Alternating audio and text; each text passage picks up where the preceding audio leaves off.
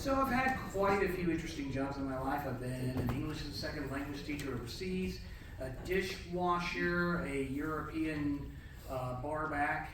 But probably the most interesting was a document courier. And a document courier is kind of like DoorDash, but will deliver anything I can fit. I'll deliver anything I can fit in my car and pick up by myself. So, most of the job was just medical courier, where I'd go into these doctors' offices with my little red cooler and pick up just basically blood tests, drug tests, and ferry them about to hospitals and doctors.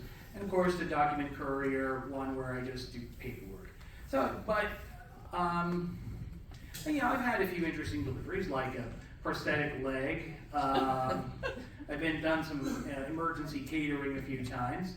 And an old lady who was a regular who did not trust the mailman because she thought she was stealing his checks, and I would deliver her electric bill. One day I get a call from dispatch. Yo, Unit 87. No, he had a Portuguese accent. I won't do it. Unit 87. What's yours? 20. Down Lambrian Hills. Okay, I need you to 16 it over to the Moffat Cancer Center. Just a quick question. Are you comfortable with human tissue? Like, yeah, I am. It's like, well, this isn't blood samples. It's an actual human hand. Okay, and explain it's like, it's not like I'm going to hand them and pick up and put in my hot cooler. It's in a box of dry ice. So, okay, and 20 to, 16 to Moffat Cancer Center. And I arrive at the Moffat Cancer Center and greet the receptionist, and she waves me behind the counter and directs me to where the lab is. I go in and pull my cooler and announce express delivery, but it's empty and dark like this room is right now. Just a hum of refrigerators, and sitting there on a table is a 1x1 box. That I guess is my package, a hand. There's a note saying it's like, this is an actual human limb. Handle with care, do not open a box. I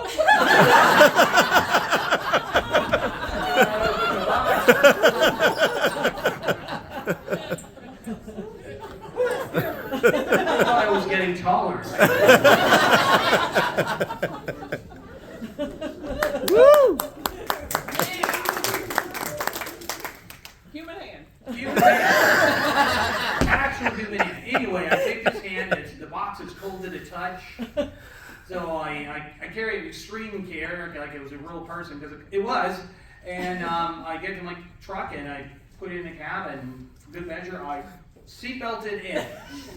Now I get a call, I get a buzz on my pager. I need to do a quick document leap run between here and there.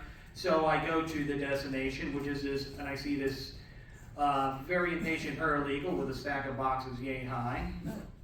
And I greeted her and I said, okay. I just started putting the boxes in the bed of my truck. She says, those are too important. Those need to go in your cab.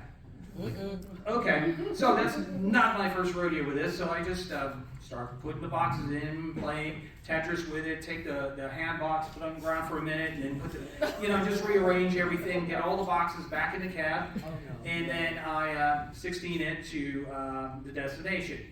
As I'm driving, I'm getting this sinking feeling that I might have left that box on the curb where it could be discovered by anyone, and I could just imagine someone coming up to it, opening the box, being met with a hiss of dry ice, and see the hand. It will be entirely my fault, and I will get in big trouble. I get to the destination, and I was like, I know I wouldn't do something that stupid. I have done something stupider, but so I unpacked the cab, and lo and behold, yes, to my relief, there is the box. Okay, so sign off on the delivery, and I crossed the Gandy Bridge to St. Pete. Gandy Connect is this, there's one of 3 bridges connect Peninsular Tampa and Peninsular St. Pete, and I'm on this bridge, and it's getting dark. It's about closer to 7 o'clock, and the cab is darkening, and I can only hear the hum of the road and the static on the radio, and I realize I am alone with this hand. And I look at it, And I'm like, I wonder what it looks like. I can't open it, but I'm like, I bet it has like a bunch of gnarly tumors on it. Or what was really, those crazy tumors I've heard of is like grow an eyeball. And I'm getting so into it, I'm spooking myself. It's like, certainly it's dead. It is not just gonna crawl out of that box, grab me by the throat, and then my truck careens off the embankment and into Tampa Bay, where I sink, and they find me days, maybe years later. So no, but thankfully here comes the shores of St. Pete, and I look for the location, which is around the USF medical area, and it's like this almost fortress-like building with tall 20-foot gates and barbed wires and all these warning signs: "Do not trespass, we mean it." I find the gate, and I hit the call box, announce myself, express a delivery, and gruff voices, come to the bay, come to the loading bay. The gate opens, and I see a very burly security guard waving toward me, and I notice immediately he's not the regular whack and hut security guard I'm used to. He's a professional, well dressed, very attentive, with a big side piece strapped to his hip. Tell him my business. He tells me to go down this hallway, and only this hallway. And as I'm going down this hallway, it's brightly lit. I'm seeing all these signs: radiation warning, hazmat warning, all these signs. I mean, like the hazmat signs that are like the upper level. I see something that looks like a radiation cleanup kit, and I'm like, oh, I'm probably on federal grounds. I approach another security guard. I tell him my business. He buzzes me in, and I'm in this laboratory that's about half the size of this room. I see a bunch of scientists in lab coats milling about. They're looking at computer monitors, and I see one monitor that looks like something slimy and gooey undulating in it, and I'm like, look like an operation or an autopsy.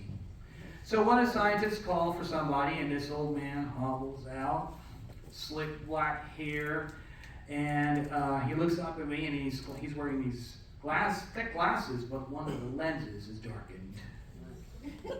He motions to me.